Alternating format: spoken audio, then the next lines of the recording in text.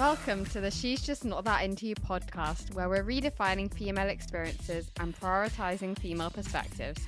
I'm Rianne. And I'm Jiyun.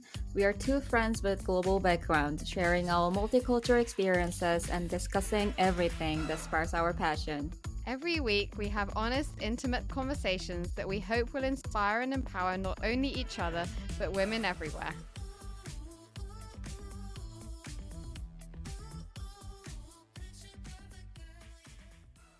Hello and welcome back to the She's Just Not That Into You podcast. I'm your host, Rianne. And I'm Jiyun. And today we're going to be doing our third book club episode, which is going to be about a novel called The Wedding People by Alison Espach. So the novel is about a character called Phoebe Stone, who is working as a professor at a university, and she basically arrives at this fancy hotel in Newport in Rhode Island with the plan to kill herself using her cat's painkillers, since she's hit rock bottom, having recently been divorced after her husband left her for her best friend. And she's also struggled with infertility and hasn't been able to have children. She's unappreciated at her workplace and her career seems to be at a dead end. And she's just really lost in life and doesn't really know what to do with herself. And yeah, basically she arrives at this hotel and there's a lavish week-long wedding that's taking place at the same hotel, which the bride apparently spent $1 million on. And everyone apart from Phoebe is there for that. So she ends up getting swept up in all the wedding festivities. And she also ends up becoming friends with the bride called Leela, who ends up confiding all kinds of things in her. And she also begins to fall in love with Gary, who's actually the groom, or Leela's fiance. I think there were several themes in this book that kind of reminded me of the episodes that we've discussed on our podcast so far. For example, about why women should never invest in a boyfriend, and also our episode about why wedding culture is toxic and misogynistic. Yeah. As well as our episode about the pros of being single as women, and, you know, the whole conversation about how marriage and weddings shouldn't be your life's biggest purpose as a woman. Oh my god, yeah. But yeah, so June, what did you think of this book? Okay. I think I have really mixed feelings about this book. Like, just speaking of our podcast episodes that you just talked about, it kind of made me realize that our conversations so far on this podcast are basically about all the things that this book isn't about. Like, this isn't the kind of story that I want to see more of in the literary space right now. Like, I'm just not that interested in stories that still define a woman's narrative through a man. Mhm. Like, I mean, there were moments in the book where we got a really fresh POV on female dynamics, and I appreciated that a lot. But overall, that's just kind of where I landed with this book. How about you, Rian? Yeah, I think I would have liked for Phoebe to have found new meaning or purpose or happiness that made her feel like her life was worth living again. Because, you know, spoiler, she doesn't actually end up killing herself, because Yeah. she ends up meeting Gary, the groom, and she falls in love with him. And then that's kind of the thing that gives her life new purpose and meaning. But I would have liked for her to have found that new purpose and meaning in a way that wasn't related to meeting a new man. Yeah. Because, you know, like the reason why she was at rock bottom was because she'd got divorced since her husband had left her for her best friend. So I would have preferred for her to have found like a new purpose in life beyond being in a romantic relationship. Whereas I feel like in this book, the reason why she decided that her life had new purpose and new meaning was because she met Gary. Yeah, I know. Oh my god, it just doesn't make sense. But I feel like these types of stories are so common in Western culture. Yeah. And it's exactly the same problem that I have with Eat, Pray, Love. Have you read it? yeah. And it's also a movie. Yeah. Because that's basically about a divorced woman who goes traveling to find herself and become empowered. But then at the end, she ends up with a new man. Yeah. And that's kind of like the new purpose that she has in her life. Yeah. Which for me, like, I don't really feel like these kinds of stories are that empowering for women, and they don't really constitute as finding yourself. Yeah. Because It's like, finding a new boy. It's not finding yourself. yeah. then, like, there were all these things in the book about how Phoebe was getting to know her real self, but I wish it didn't happen because of how she'd shown her full self to Gary. Like, why Yeah. does it have to involve her depending on a man again? Right. Because, like, Yeah. there was this passage that said she hasn't felt this connected to anybody ever, not even her husband, because she has never looked her husband in the eye and admitted she wanted to die, never actually showed her husband her full self. And then she says about Gary, he wasn't afraid of looking at me. He wasn't afraid of what I was saying. He wasn't afraid of the worst parts of me. And this made me feel like those parts were okay, like I could say anything, be anything. Mm. And it's kind of a bit like, could she not have got in touch with those parts of herself without Gary having to be involved, you know? Yeah. Oh my god. And then, like, even after she decides that she doesn't want to kill herself anymore, she keeps kind of having relapses whenever she gets worried that Gary's actually going to get married to Leela, because it says, like, if Phoebe forgets he is getting married tomorrow and that her life is over, it is a beautiful drive. And it's Yeah. like, why would her life be over because this man called Gary, who she met 2 days ago, is getting married tomorrow? Yeah. And then, like, even when she goes to visit that house that she's meant to be working at, like, she's meant to be inspecting the house for her new job. But then the whole time she's just thinking about Gary, because it says, like, she fantasizes about them living here together, roaming the halls, talking about Parisian paintings at breakfast. Yeah. Yeah, I think we are just both over stories like this. Yeah. What did you think of the storyline about where Phoebe's husband came back? I didn't expect that. Like, I didn't see that Yeah. coming. It was so shocking. Yeah, it was so shocking. And I mean, at least I'm really glad that Phoebe didn't actually go back to her husband, because obviously he was cheating and he actually went for a Phoebe's best friend, Yeah. and he literally abandoned her, right? Yeah. But then he was like, I realized what was beautiful about my life, and that was our marriage life. And then I loved Harry, I loved you, and that was what I realized after you disappeared. And it's such an excuse, right? um, Yeah. Yeah. like I didn't feel that it was genuine. Yeah, I didn't really empathize with him. Right? Yeah. And I was also a bit disappointed that she had sex with her husband when he came back. Yeah. I wasn't really Yeah. expecting that. And I don't think that was very empowering. Not at all. And I was also, back to the thing about Gary, I was also a bit worried that the reason why she decided not to go back to her husband wasn't because he'd been disrespectful and because he'd, had the affair with her best friend and abandoned her, but it was because she'd found Gary. Yeah. Like, I felt like if she hadn't met Gary, she probably would have got back together with her husband, right? Yeah. Probably. Because, I remember there was a scene where she was talking to Gary, and then it said she was wondering if she should say a thing that will start her brand new life. And it's kind of like, why is her brand new life dependent on Gary?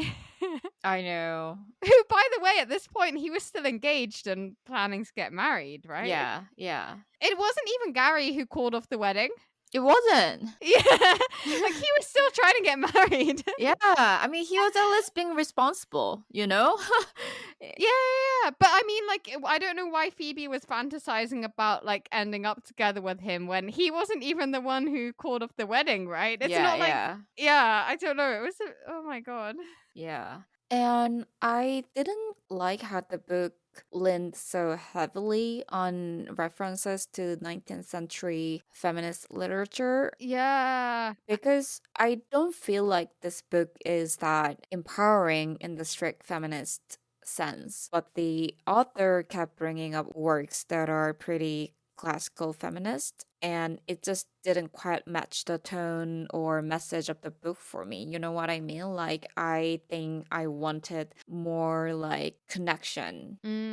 Yeah, I get what you mean. Yeah. And yeah, speaking of feminism, I really didn't like how there was so much female rivalry in this book, and it was so normalized. Like, it was so shocking that Phoebe's best friend Mia steals her husband, which I kind of thought was a really bad example of women being competitive with each other rather than supporting each other. And there wasn't that much in the way of resolution with the storyline, which kind of made me feel like it was something that was normalized. Yeah. And also, like, Leela at the beginning of the novel was being really competitive and saying that she doesn't want Phoebe to steal the attention away from her by killing herself rather than Yeah. being supportive or caring about Phoebe being Mm-hmm. suicidal. Right. Which again I thought was like a bad example of women always having to compete with each other for attention. And nothing really like happened to resolve this thing either. And then even though Phoebe was the maid of honor at Leela's wedding, she's still trying to steal the groom.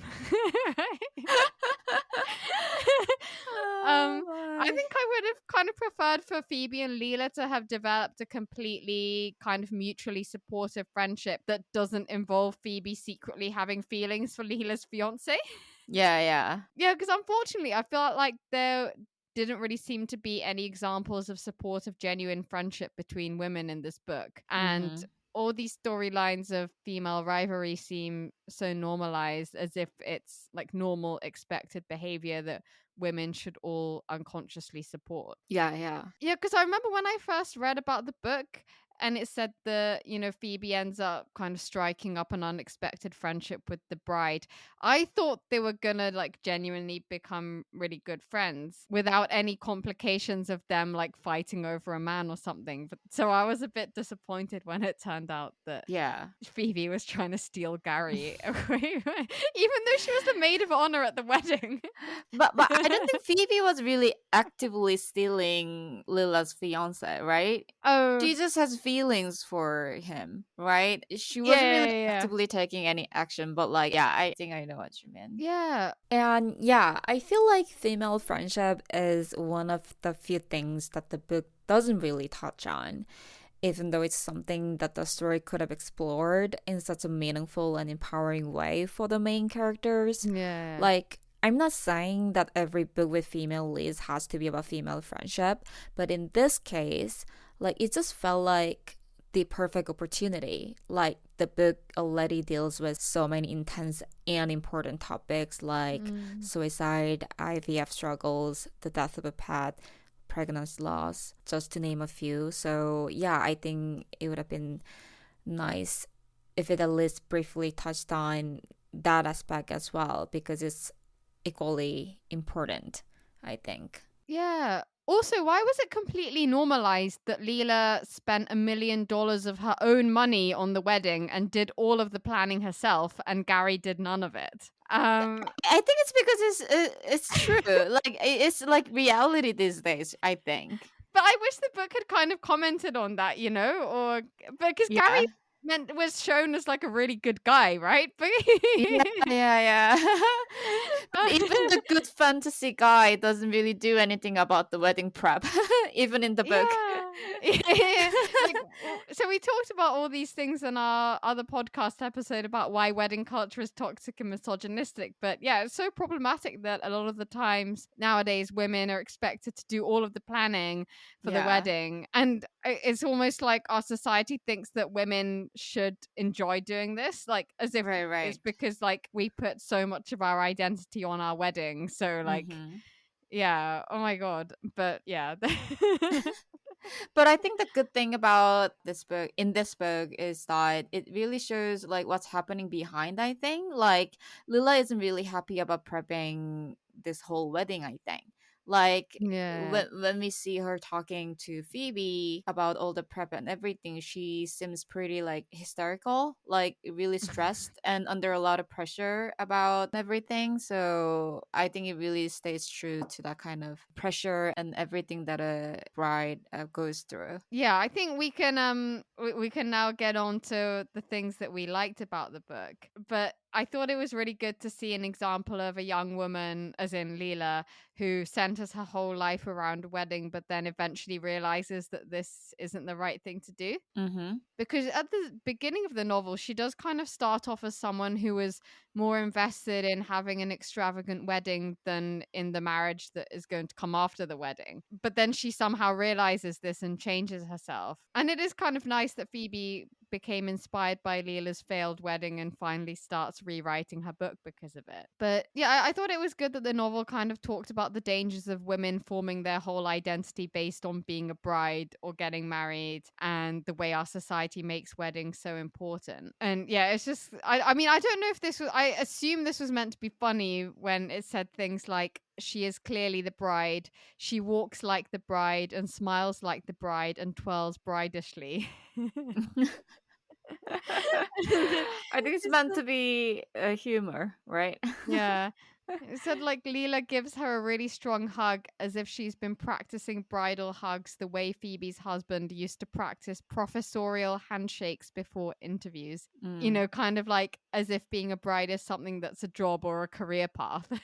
Yeah, yeah, yeah. I think I appreciated the kind of humor that the book has. Like, I feel like reading this book felt like sitting in a theater just watching Phoebe's inner world like unfold in real time. Mm. It didn't really feel like she was like trying to perform or anything. Like she just being herself, you know what I mean? Like she was really unfiltered, and I think I appreciated that kind of honesty in that character. Like, I mean, there were a lot of parts that I was a bit disappointed at, but I think I found myself connecting with Phoebe because of how like real she came across to me. Like there was a vulnerability to her that made me care about her, even Hmm. when the story isn't about something that I would want to see more. You know what I mean? Like, Hmm. so I think Phoebe is like my favorite character in the book. Yeah, yeah, yeah. Yeah, Yeah. definitely. I think she's meant to be your favorite character, right? Because everyone else is kind of not meant to Unlikable. be super. Yeah.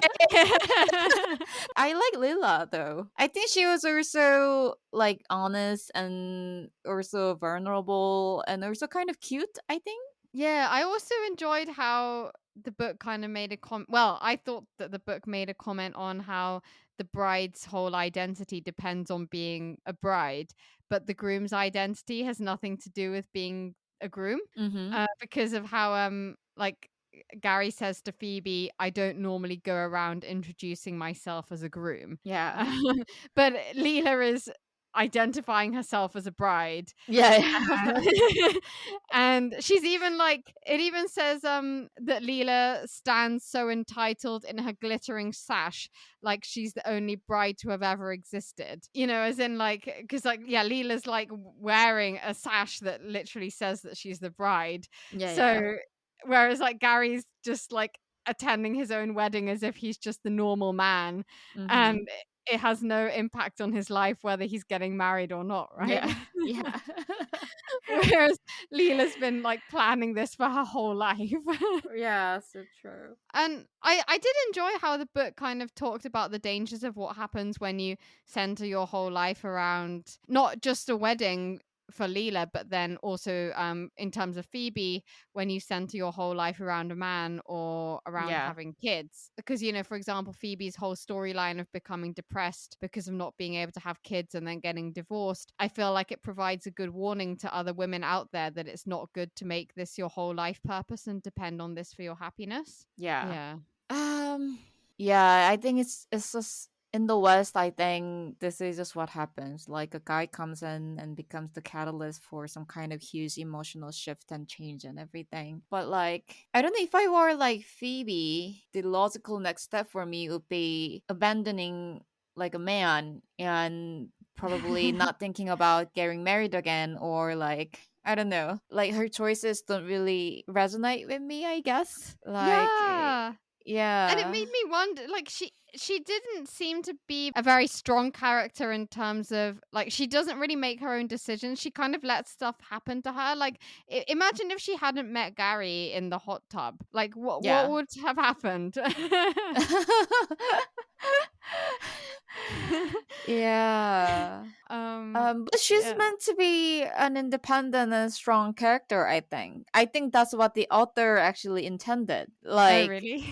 speaking just the overall tone and everything like the character Phoebe is sort of like mature, like older compared to like Lila, and Phoebe is more like jaded and she's just like there just trying to be that person that she wanted to be before because she wasn't able to do that when she was still married to Matt. But then at this hotel and during this 1 week, she could just be whatever she wants, right? So she's meant to be independent and strong and just, you know, honest and just doing whatever she feels like she wants to do. That's the charm of this character, at least for that period of time that this whole story is happening, but then she doesn't really feel like that independent to me, because Yeah. because essentially it's the story about this woman saving herself from the grief caused by another man, but it's the man saving her again, right? Yeah, yeah, yeah. So Yeah, this whole definitely. dynamic doesn't really sit right with me.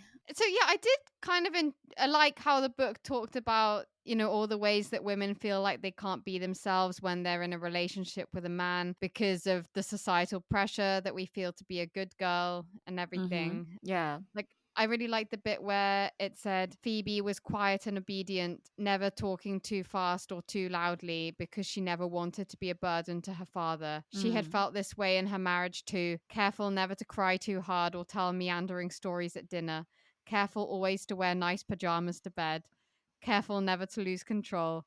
Even at the end, when she learned about the affair, she stayed so calm that her husband was confused. You're being so nice about this, Matt said. Mm. Mm. um, uh, but in this sense, have you read Gone Girl? yeah. I think I preferred Gone Girl because I felt like that was kind of about a woman who was, trying to be You know, like Gone a Girl is nice, a masterpiece. I really like the book and also the yeah, movie. because it was about a woman who's like trying to be like feeling pressure to be a nice girl, but then she goes crazy and she Yeah. actually like does a lot of like fucked up things. Whereas like all Phoebe does is get into a hot tub with Gary. Yeah, I feel like this the wedding people is more like a traditional like lumcum kind of, Yeah. like a feel good, like a coming of age kind of story, right?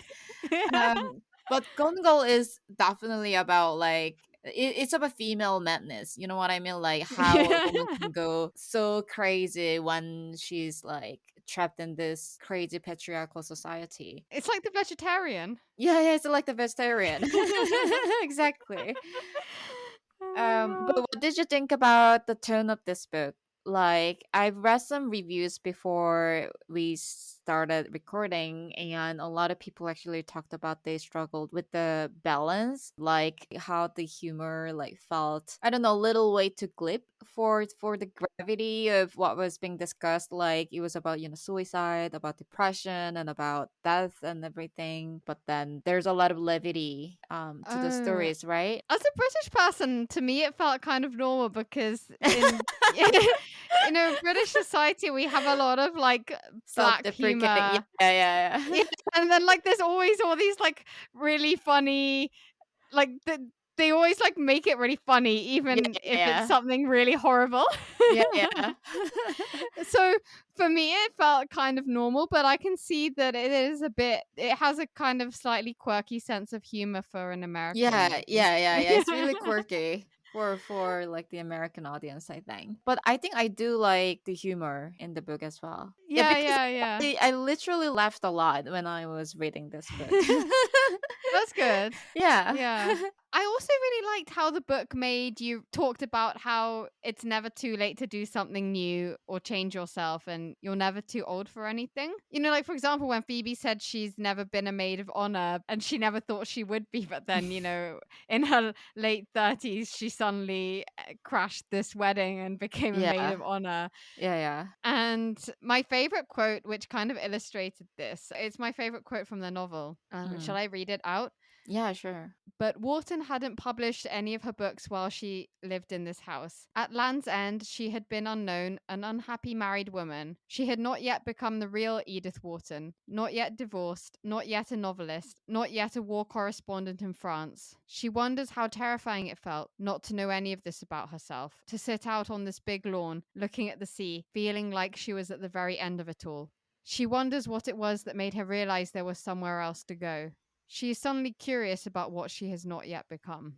Yeah, I really Mm. liked it. Well, I think it kind of really tied into what we talked about in our podcast episode about 10 life lessons we learned in our 20s, where I talked about, how I realized that it's never too late to do anything and you're never too old. And I feel Yeah. like ironically the older you get in life, the more you realize that. Because I feel like when I was 25, I felt a lot older than I was right now, even though I'm 31. Yeah. So true. And like even like personally for me, it's interesting because I kind of felt like it's too late for me to get good at public speaking, or I'm Mm. too old to get better at it. But then look at me now with this podcast. I know. I mean, I feel like uh, I still have a long way to go, but compared to the first few episodes, I think we are like improving. And I thought that it would be too late for me even to, do any public speaking, because I thought that it was something that I needed to have improved earlier in my life. And then related to that, I really liked how the book made you think about all the ways that women or people in general make themselves small because they lack the confidence to really be themselves or live their life in a way that they want to, Mm-hmm. which was a really good reminder for me to not be too close-minded, which I think is actually quite a British thing. But yeah, it was really relatable for me as well, because I do feel like there were times in my life when I have been like Phoebe used to be. Mm. And there were some quotes from the novel that really stood out to me. One of them was, now she is here in a hot tub, flirting with a man she would have deemed too attractive before. She would have seen him out at a bar and dismissed him because he was beautiful. And how ridiculous is that, that she had made rules about not being attracted to people who were too attractive. Mm. And then there was also another one that said, surfing is an activity that belongs to other people. There is a whole group of things like this that live in a box in her mind. Things like dancing to techno music and rafting through the Grand Canyon.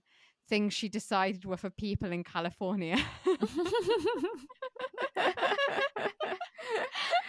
Oh I feel like so many British people think like that, yeah. especially not just California, but maybe for people in America in general. Yeah. Oh my god. And then I also really liked the comment she made about how women always feel like they're not doing enough and feeling like other women are doing better than them, because it says she would crawl into bed and think of all the different women she could have become, all the different ways better women end their days. How did Mm. Mia end her day? um, I really liked that. And Mm. I also liked how she talks about how a lot of the time women feel like they're almost like a secondary character to their husband or their male partner, which Yeah. kind of ties into what we talked about in our episode about why women should never invest in a boyfriend. And we talked about the quote, behind every great man is a woman. Yeah, yeah. And then, yeah, there was this one scene where Phoebe was at some work dinner, and then it said the way they looked at her like she was just Matt's wife. Mm. Yeah, I think I found this really relevant for me because I feel like often, especially as women, we tend to really compare ourselves with our male partners. And, like if you have a male partner who's really good at something, then you start lacking in confidence about it yourself. Yeah. Well, for example, my ex was really good at speaking and public speaking and things like that, and I feel like that was why I felt like I was really bad at it and I never had any confidence about it. Mm-hmm. And it was only after we broke up that I became more confident about it and decided to do a podcast, right? Yeah. So, yeah. So true. What did you think of the structure of the book? Because it was kind of like structured around a wedding, with the different chapters being different days of the wedding. What do you think of that? Yeah, I like that actually. Maybe it's because I work in entertainment, but from the beginning to end, it just felt like this whole story was meant to be turned into a movie. The structure, the third person POV, like everything about it felt so cinematic. So yeah, I think the way it was structured made the story way more enjoyable for me. And it was just also easy to follow. And since it takes place like over a week long wedding, it kept me wondering what was going to happen next. Like the setting itself is also pretty unique as well. Like she's the only one who's not actually there for the wedding, but somehow ends up being the one who's most involved. Yeah. Did you also like it? Yeah, I thought it was really clever in that it was structured around a wedding, but it's actually about a failed wedding. So Mm-hmm. it's almost kind of like an anti-wedding novel, Yeah. Yeah. which I thought was really interesting. And, she also references the failed wedding in Jane Eyre as well, and how Charlotte Bronte wrote about the failed wedding in so much detail, whereas the real wedding ended in under a sentence. Mm-hmm. Mm-hmm. And this whole thing about the book being structured, around a failed wedding reminds me of this quote by Elena Ferrante from this book she wrote about advice for writing. And basically, the quote is, "The novel of love begins to satisfy me when it becomes the novel of being out of love. The mystery begins to absorb me when I know that no one will find out who the murderer is. The Bildungsroman seems to me on the right track when it's clear that no one will be built." Mm. Yeah, so I thought it was kind of Yeah. clever because Yeah. when you first look at the table of contents, you think that it's going to be about a wedding and like Yeah. just the different stages of the wedding. But then when you actually read it, you realize that the wedding doesn't even happen. So, Right. yeah, Yeah. yeah. I think I like the structure from the very beginning, like the fact that Phoebe is actually the only guest at the hotel who isn't there for the wedding, you know? That Yeah, yeah, yeah. actually like made me invested in the story right away from the very beginning. Yeah, yeah, yeah. And I know that some people don't like it, but I like the book is full of like graphic depiction of heavy themes like grief, depression, and like some other important topics. I think I generally just really like stuff that's really raw and unfiltered and honest. So I think I appreciated that about this book Yeah, yeah. because it's really detailed. Yeah, yeah, yeah. Yeah. I also actually really enjoyed Phoebe's conversation with Leela's mother, Patricia, where they talked about how Patricia had wanted to marry Leela's father because she thought he would save her. And then, Patricia kind of warns about how, a man will never save you, right? Yeah. But then in the end, she talks about, how she found herself after her husband died. And Yeah. I really liked this line where she said, "Henry was always trying to make me a sequins girl, but now that he's gone, I can finally admit I am not a sequins girl. It was fun for a life, but now I wear linen and drink in the afternoon." Mhm. And also I really liked how it talks about how Leela wants to marry Gary just because she doesn't want to be alone. Because Phoebe asks her if she wants to marry Gary, and she says, "I don't want to not marry Gary. I don't want to be alone." Which I feel like a lot of people, in their late 20s end up getting married because they don't want to be alone rather than because they really like that person. Yeah. And then I really liked how Phoebe said to her, "You can be married and be very alone, more Mm. alone than you are when you're This is well, true. alone. Yeah. Your husband is not going to take care of you the way you think. Nobody can take care of you the way you need to take care of yourself. It's Yeah. your job to take care of yourself like that." Yeah. It's actually those lines that made me feel really conflicted about this book. At some point, it Yeah. feels like this book is about like a feminist trope, but then it actually is about like a man saving a woman's life, I feel like. So I just feel like conflicted the whole time. You know what I mean? Like the lines like that is actually about women being independent and everything. Yeah, I would have liked for Phoebe to have actually done something to show that she was like taking steps to take care of herself. Yeah. It's like there wasn't any, like, she did say all these things like with words, but then her actions didn't really match up with what she was saying with her words, right? Yeah, almost like the only thing that she did for herself is that she actually said what she wanted to do to Gary, like in the hot tub that she said that she wanted to fuck him, right?